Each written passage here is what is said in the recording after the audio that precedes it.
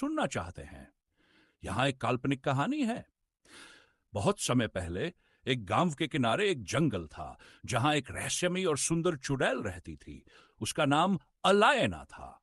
अलायना अपनी अद्भुत सुंदरता और जादुई शक्तियों के लिए मशहूर थी।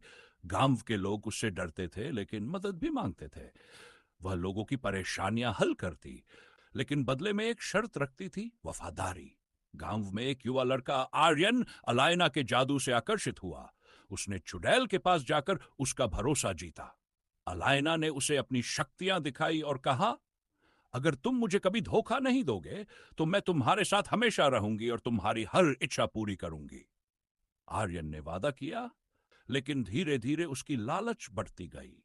एक दिन उसने अलायना से झूठ बोला और उसका जादू चुराने की कोशिश की। यह बात अलायना को पता चल गई। उसने कहा, तुमने मेरी वफादारी को ठुकराया, अब मेरी सच्चाई देखोगे। उसने अपने जादू से आर्यन को श्राप दे दिया। अब वह न तो इंसानों के बीच रह सकता था, न ही जंगल से बाहर जा सकता था।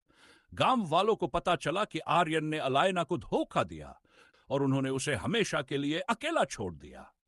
अलायना ने आर्यन को सबक सिखाने के बाद जंगल छोड़ दिया।